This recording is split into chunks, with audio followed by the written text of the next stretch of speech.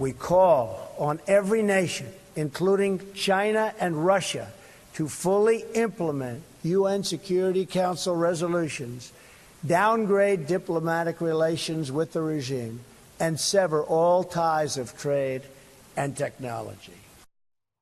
Just last month, President Trump made an unprecedented 12-day trip to Asia, pushing for a united front against the threat of a nuclear North Korea.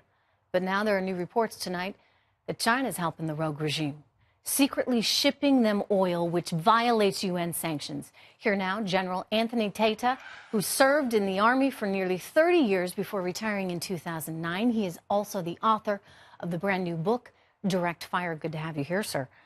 So China signed on to these sanctions, but China's not abiding by them? Well, China, normally when they agree with us, they abstain from a UN vote, and now they are trying to put a good face forward on this, Trish, I think. But about a year ago, they had 28% increase in trade with North Korea, and I think they're probably feeling a little bit of the sting, and they're probably funneling things to North Korea that they shouldn't, and they're fighting a proxy war with us through North Korea. They don't want to lose that North Korean buffer between the West and their border. Okay, so they're basically telling us one thing and then doing another. I mean, exactly. I look at the Korean economy, the North Korean economy, $28 billion. It's not huge, but it's grown 3.9% most recently in the last year. And the #1 trading partner is China. We now get reports that basically the Chinese have been secretly giving them oil. So doing this trade transaction, if they're growing nearly 4% and their only partner to trade with is China, it means that China is not doing what it promised to do. So how do we go back at China and make them understand? Well, I think we need to tighten the screws on China now, obviously, diplomatically. You think about fighting a war, and that's what we're doing with North Korea right now. It's just not a hot war. We've got diplomatic, information, military, economic elements of national power. And so what we're trying to do diplomatically was tighten the screws on North Korea and use Russia and China as pliers, to pop them, so to speak. But they're not doing their part, and Russia is not innocent in this thing as well. And so but we have the purse strings, right? I mean, China doesn't have a lot of economic opportunity without us.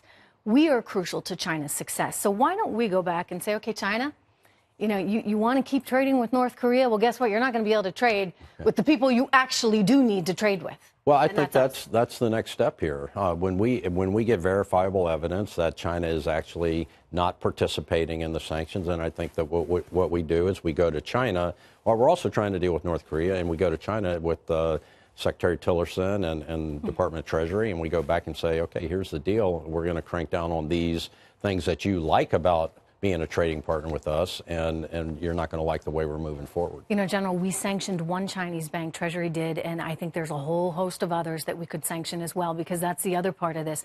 Those Chinese banks are doing enough business, somehow filtering this money through the North Koreans as well. So there's a lot of opportunity. I think Treasury could actually do something about this in a pretty big way before we start talking about actual force, right, which is your domain. I think that there's a lot of opportunity, at least on the economic front, for us to do more. Well, I agree with you, and I think the president's new national security strategy supports exactly what you're just saying. They talk about protection. They talk about the prosperity of Americans. Well, there's a big linkage between prosperity in America and the Chinese economy, and so you have to sort of unpack that a little bit before we go in there, and you got to be very surgical about what we do. Well, a lot of people tell me, well, the businesses won't like it. American companies well, there's will a go huge second-order because they don't want impacts. to lose this opportunity in Right. this huge market. But I keep saying, when it comes down to it, wouldn't we all rather lose dollars than lives? That's right. So this is the first opportunity. That's why in the national security strategy, protection is #1, and then prosperity is #2 in President Trump's strategy. Thank you for the book. You're welcome. I look forward to reading it.